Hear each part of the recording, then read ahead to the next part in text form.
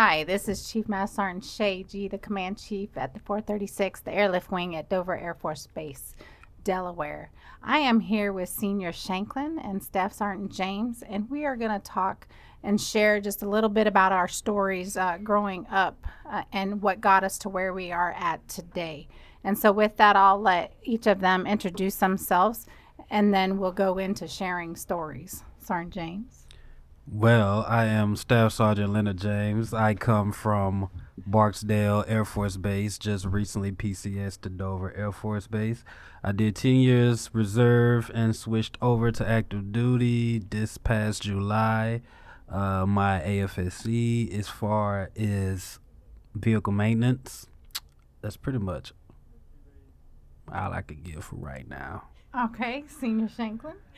Hi, I'm Senior Master Sergeant Warrell Shanklin, and I am from the Comptroller Squadron here on base at Dover, and I've been in for 22 years. Just this past week, I made my anniversary, and I am excited to be here today. Awesome. All right, so I'm going to share, normally I go to ALS, FTAC, and I get time to spend with our newest airmen and kind of sharing our stories and what we expect of them. But really, we've always been told that our Air Force leaders have to share their stories, and for airmen to understand that we just didn't wake up one morning and put our stripes on. Miraculously, I became a command chief in one day.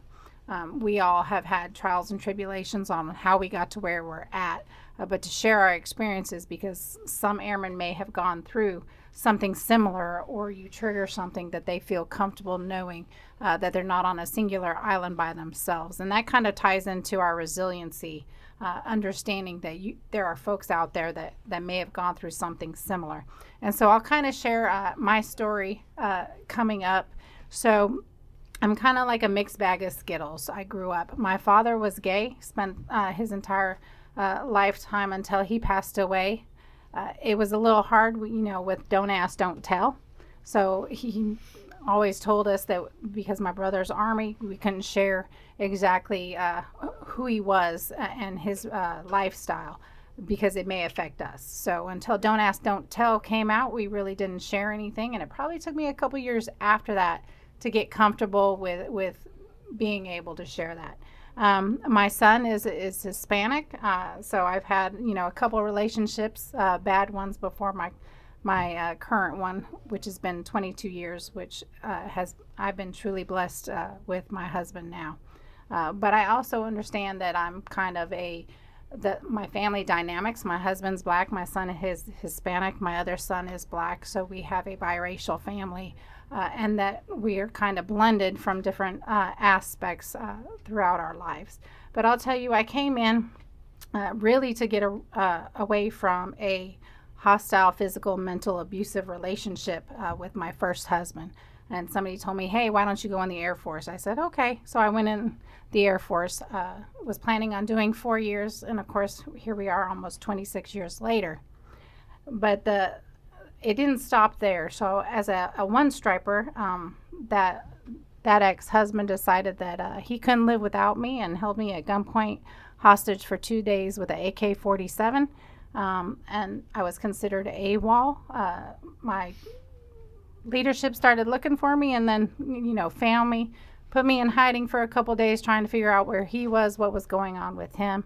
And then eventually he got banned from any military installation. Probably for life, I hope. But anyways, that was a long, long time ago. And so then, I got into another relationship, which didn't last long, but it was a kind of a rebound where I had my youngest son. And so that was the blessing in disguise. However, as a young senior airman stationed overseas, one of my NCOs at the time, I was a senior airman, decided that they would like me to babysit their baby while they went out, I was very glad to do so. However, that ended up becoming a sexual assault by both of them. And so luckily we didn't have a lot of advocacy groups for that back then, but my first sergeant really took care of the situation, took care of making sure that somebody was there to help, but realizing that I wasn't the only one that had went through that. So going through that during that time, and then to lose as a young staff sergeant, just getting to F.E. Warren, losing both my grandfathers, my mother and father in the same about 4-year time span, was really a turning point for me deciding to stay in the Air Force, because the Air Force actually looked after me. My leadership looked after me and made sure that the family was taken care of, that funds were taken care of, funeral arrangements were made. So that was my aha moment for staying in the Air Force and giving as much as I can. And of course, I'm still having fun. So until I'm not having fun and I'm not learning, that's when it'll be time to hang up the hat. But I kind of share this story, not the full story, in different settings, based on questions that are asked and what airmen may want to know. But really, this is where I kind of learned of Staff Sergeant James's story, and when I was talking to his professional enhancement seminar. And so I'll let him get into what his story is and how he got to where he is at. Well, I decided to join the Air Force straight out of high school. I planned on going to college, but I decided to change my mind and test my feet in something different. I got previous family members who are retired military vets, law enforcement. So I wanted to pick something that I felt that I could be proud when I retire later on in life. I could say, hey, I was a part of this and be proud of that. So I decided to join the Air Force. To join the Air Force Reserve side, at the time when I joined, I was engaged.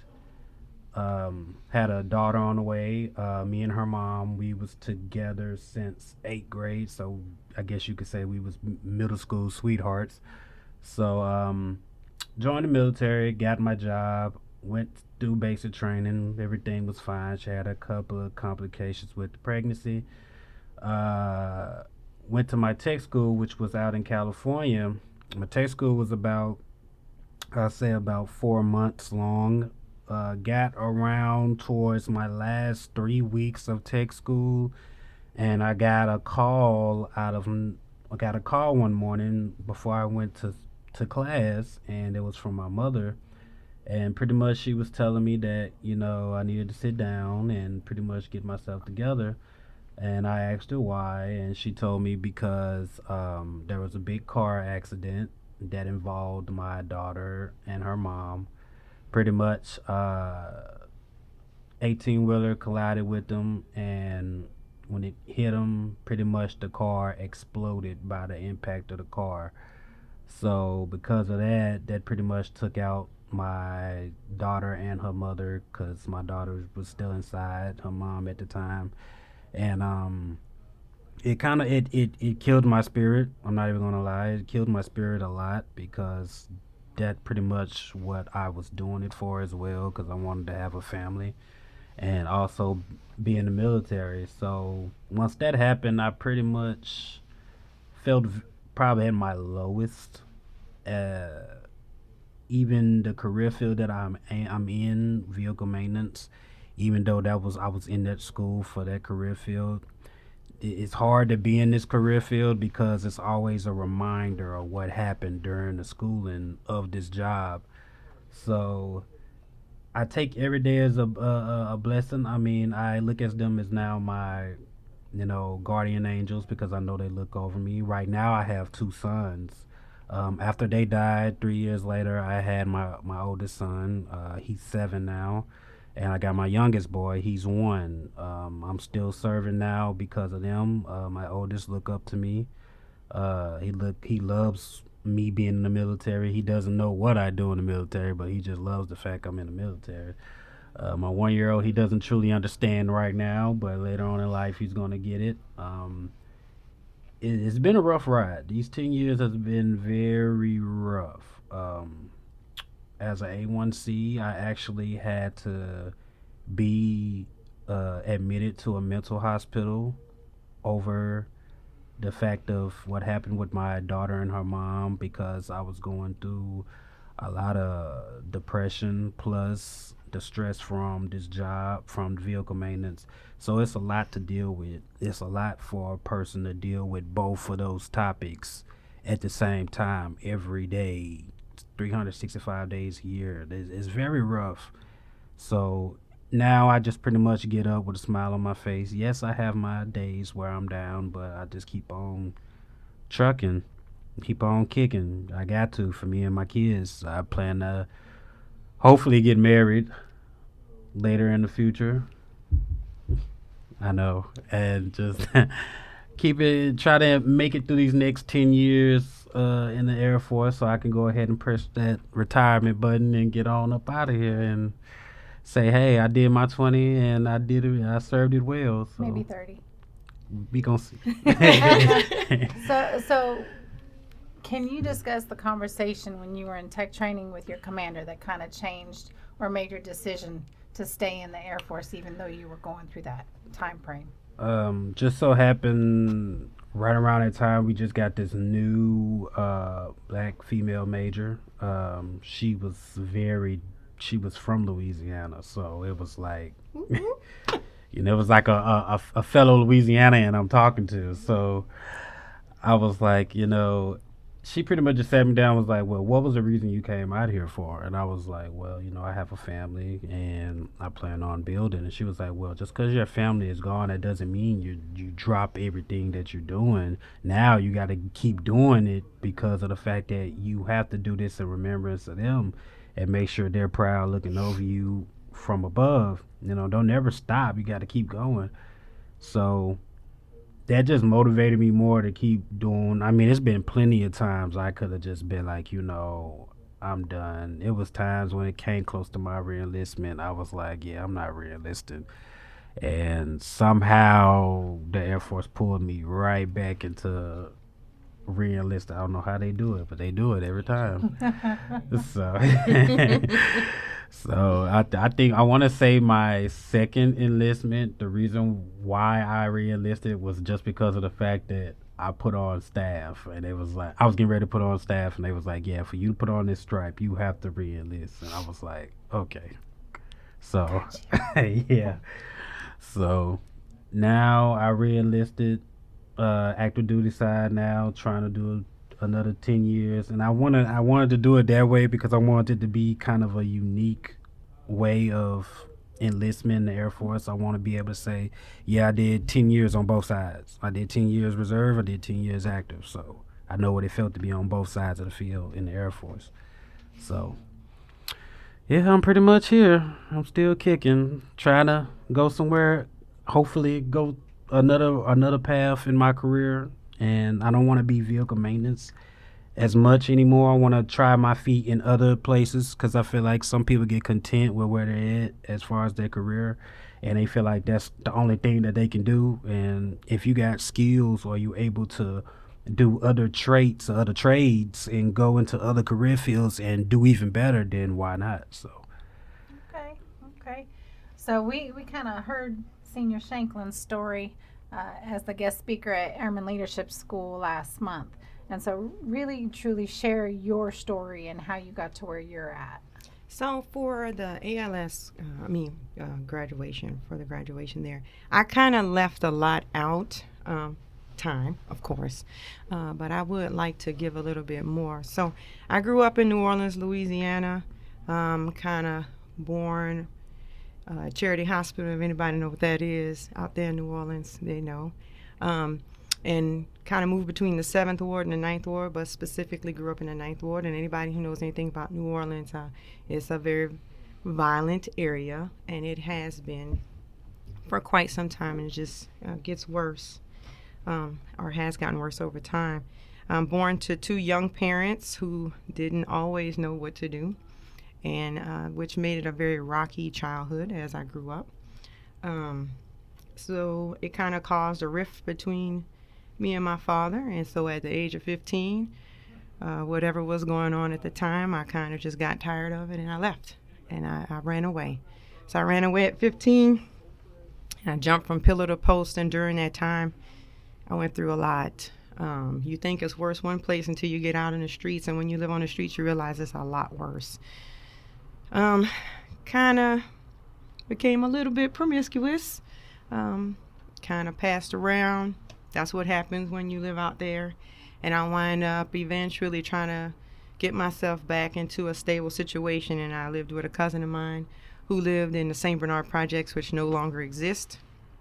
She was young too. She was a young mother. She had a son, and she graduated high school, but was in the same predicament I was. Just really didn't know what to do, where to go, kind of lost, and lived with her for a while. And then had a couple of relationships, one that became very volatile towards the end, but not just that relationship, but drug dealers are a dime a dozen down there, and wound up messing with a couple of those. And I found myself one day before I go to the end where we talked about ALS graduation, but I found myself one day with a person who thought that I was cheating on them because I had a mark on my neck, and we know what that means, right? But it really wasn't. I bruise easily. And he held a gun to my head while we were sitting there, and I just didn't know what to do except to try to talk my way out of it. I let him do whatever he was going to do, and he did whatever he was going to do. And then eventually he fell asleep and I left. I just kept getting into those type of situations, and I think it was because I was lost. I kept attracting people that just weren't, I guess, worth anything. So eventually I go back to the house. I'm back living with my cousin in the St. Bernard projects because now I'm like, okay, what else? And get involved with a guy who was questionable about his sexual orientation. He didn't know, back then it was really hard. So this was in the 90s, the early 90s. So it was really hard for people to talk about their sexuality. And I said something, I guess, that triggered a response in him. And that's when he started beating me up. And I got away, ran into the bathroom. And then the people that were in the house, they really didn't take it seriously at first. But then when they saw I was locked in the bathroom and he was viciously trying to get in, they tried to help. Now, before I ran in that bathroom, I grabbed a knife, of course. And then I'm sitting in this bathroom thinking the whole time, what am I doing? And I think what made my decision to go back to my home that night, besides getting beat up and being stuck in a bathroom, was I had 3 younger siblings that depended on me. I'm the oldest of 5. I call them the 3 originals, or the 4 originals, because my dad has another son. But at that time, those 3 kids were sitting there and they looked up to me. And I just kept thinking about them over and over again. And I kept thinking, if I die in this bathroom, what are they going to do? They're going to be sitting here thinking, my sister did this, maybe I can do it. They might follow my example. They might leave home. I also kept thinking they were dealing with the same thing I was dealing with, but they were brave enough to stay behind and I wasn't. I think a whole bunch of things were going through my head. But after everything died down and the person left, as they got him out of the house, I left in a cab and I went home. And I knocked on her door and humbly asked to come back inside. And my mom accepted me back in. But I think from then on, things changed. Remember I said I ran away at 15, so I had dropped out of school and I was living on the street for 2 years. So I had to get my life together for real. I do not have a high school diploma. I went and I got my GED at McDonough 35 at the time, at night school. Or McDonough 16, not 35. 35's high school. McDonough 16. See, I'm old, 46, right? You forget. But McDonough 16, for those of you old heads that remember that, it's from New Orleans. And I wound up talking to the principal. I graduated with my GED in about 6 months, a little under. And then I asked permission to go graduate with my class. So when I walked in and got my cap and gown, everybody was looking at me like, how did she graduate, right? She's been gone for 2 years. And there were so many rumors about what happened to me at the time. So I had to deal with that too. Just coming back and trying to fight my way back into, I guess, a more normal world for me. That was a little difficult. But I decided I wanted to get myself right. So not only did I graduate with my class, I wound up seeking mental help for myself. because I know I had to get right in the head after all that stuff happened. And I had to discuss what was going on in my family that caused me to leave in the first place. Um, I went and got my teeth fixed because they was all jacked up. I went and got my health together. I started working out, joined a gym, and then I even went back to college. And to this day, the reason why I came into the military was to get my education, because New Orleans not only is it usually in the top 10 for the highest crime, it is also up there for illiteracy. And so I wanted to make sure that if I ever went back to New Orleans, that I could possibly give back and tell my story to them and tell them, hey, there is a way out, that you don't have to deal drugs, that you don't have to sell yourself, or you don't have to do whatever you're doing out there. And so that's kind of what my goal was when I came back in. If I was going to go back to New Orleans, I needed to be able to give back. So today I hold a bachelor's degree in business administration, and I also hold a master's degree in human resource management. And I'm really proud of myself. And it's not that I stopped going through things there. I want to tell people there's things that'll help you prepare for what you're going to go through next. And there have been some times in my career, in my marriage, that things just didn't go right. But I think what I went through as a child kind of prepared me for what I was going to go through later. And it gives me that strength that I need to say, hey, I've been in this place before and I know how to recover. And I'll tell you, and I know we discussed that when we got on the topic at the professional enhancement seminar, is there's a difference between sympathy and empathy. We share the stories not to gain sympathy, but realizing that hopefully it strikes a chord with somebody else that's been through something, realizing that you can be successful and make it through trials and tribulations. I know your story struck home with me because I left home at 16. And thought I was too good for rules, and then I came in the military. But going through that and having to live on your own and figuring out, what you're going to do, and I worked at Popeyes and just figuring out this cannot be all that life is going to be made of, right? And then when you get in the military, life happens. You have children that affect you, and then you're like, okay, now it's not just about me. I got to figure out life for them.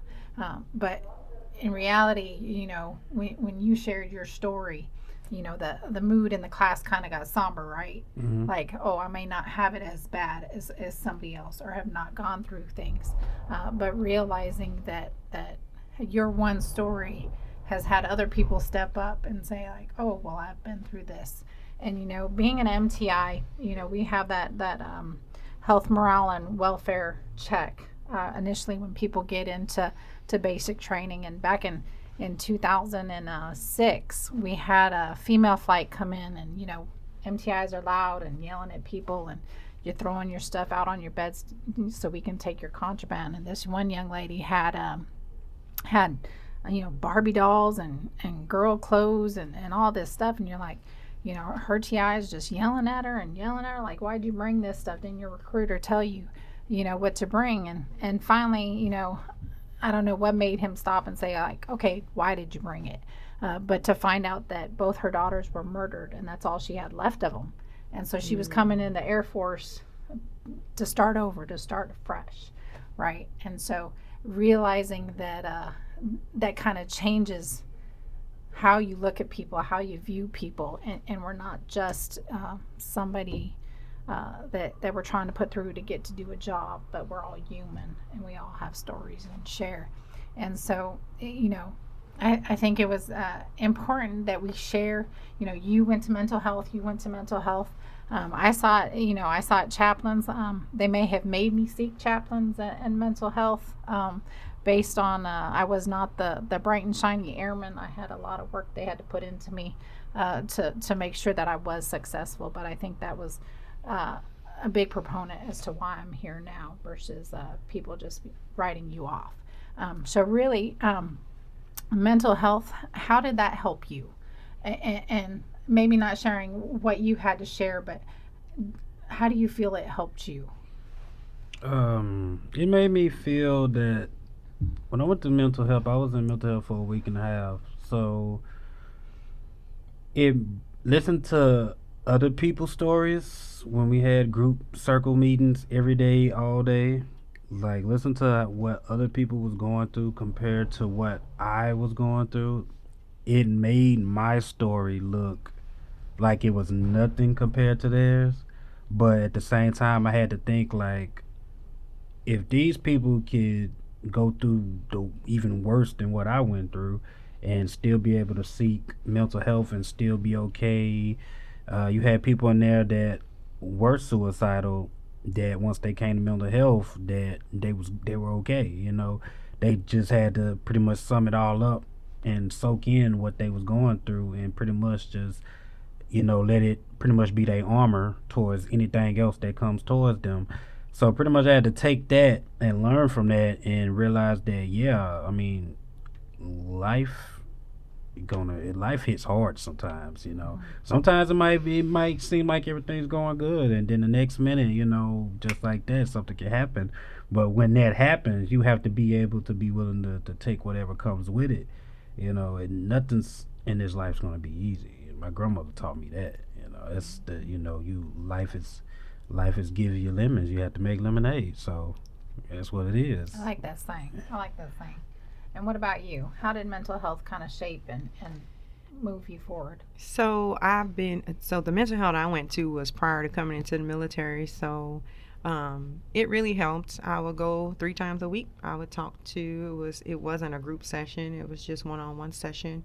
But she helped me sift through the things that were going on. She helped me understand that my feelings were warranted, that the way I felt, that it was warranted, that I had the right to feel that way. So she made me understand that, when things happen, you do have a right to feel that way. She helped me work through those feelings. She helped me understand in order to go forward, there might be some things that I needed to do. I discussed with her what I wanted to improve, my education, my overall health, and we talked about the ways to do that. So it was really eye opening for me.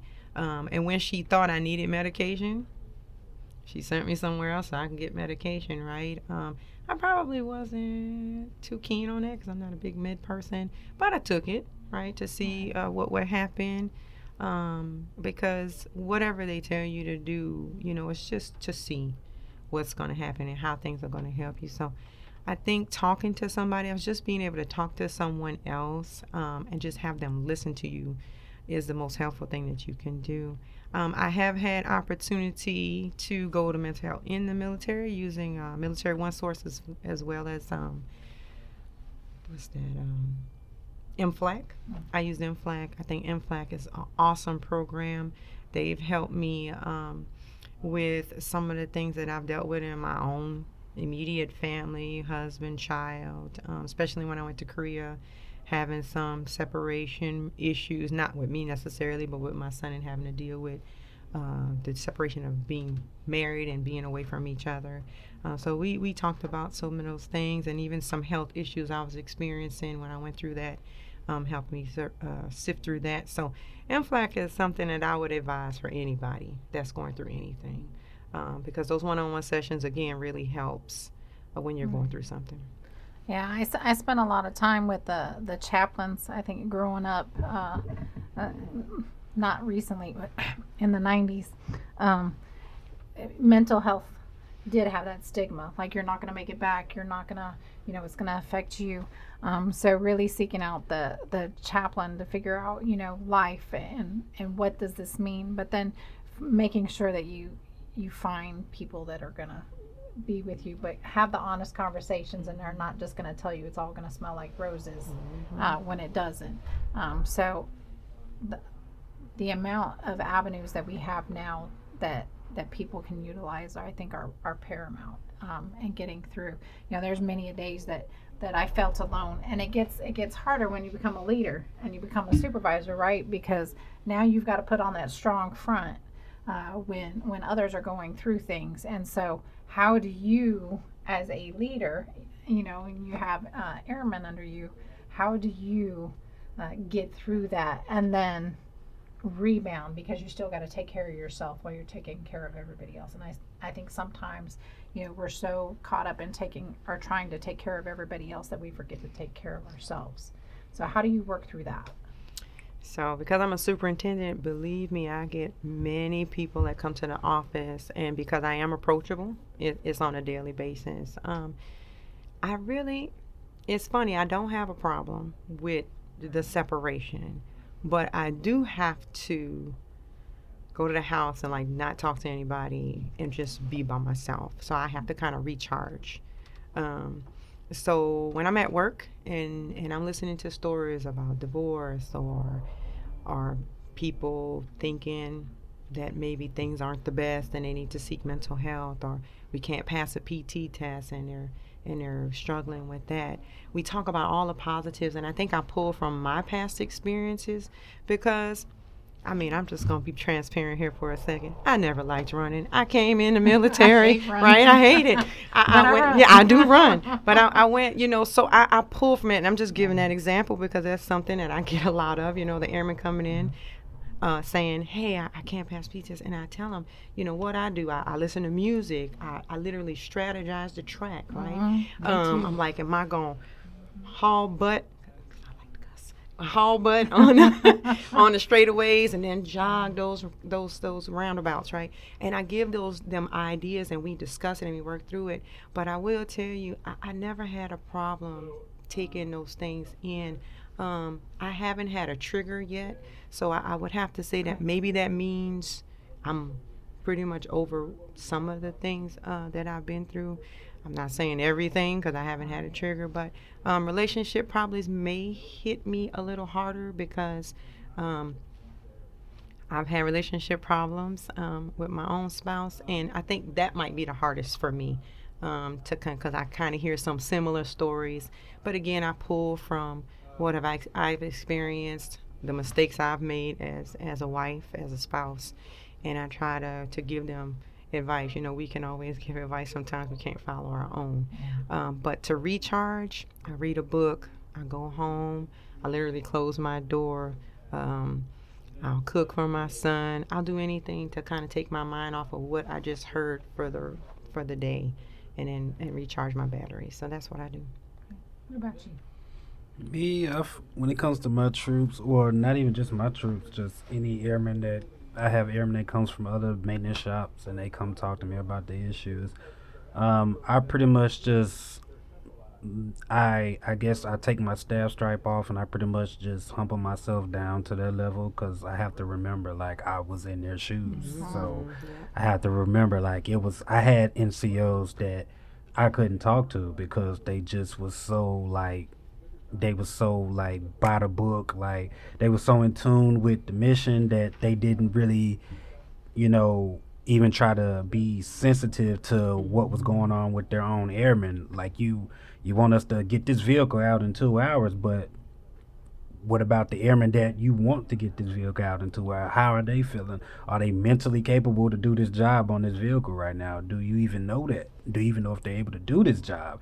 If they get out there on this floor and they hurt themselves because they got something going on at home or something's going on in their head, then you don't know that because they're not comfortable with talking to you about it. So all you're going to do is just give them paperwork and then get them in trouble. So you have airmen you got some airmen that are afraid to talk to leadership because they're afraid of how leadership is going to look at them as far as their career goes. So that's why when it comes to other airmen coming to talk to me that's not even in my direct chain of command, I have to let them know, it's you make your career the way that you want to make it. Yes, we got rules and regulations that you have to abide by, but at the same time you also have to take care of you as well, because how we expect you to help us in the mission if you're not taking care of yourself. Me, I have my days where at work things will pop up and it make me think about my daughter and her mom at work and stuff like that. So I have my days where I'm kind of to myself, and I, just like Senior Shanklin said, I have to recharge. I have to go sit in the corner and let myself, take in what's going on. I have people that come to me with situations that are so horrible that it's like, I don't know what to say, but at the same time, I'm gonna give them the resources that can help them better down the road than I can, because I can't give pretty much advice on everything, but the Right. things that I have actually experienced that I know for a fact that if I can make it through, yeah, you can make it through that. Like, I mean, it's gonna be all right. I It's mean, having so, that listening ear. yeah, and some airmen that they just having that listening. Some of them don't even want you to give them advice. They just want you to just sit there and just listen.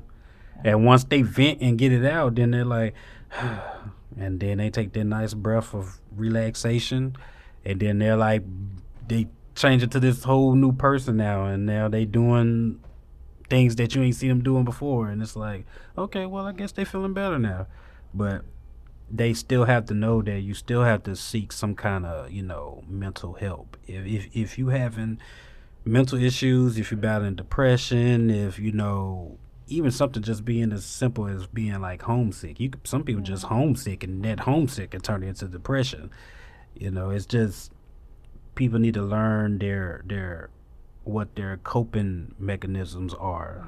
Once they learn that how to cope with things, what they have to do to be okay with certain situations, then they will be okay and they'll be fine and they'll keep on pushing. I mean, I'm here, so I'm still here and kicking. So I mean, my mechanism as far as coping with things is I just video chat with my sons, and I'm okay after that. So Awesome. Thank you both so much for sharing your stories.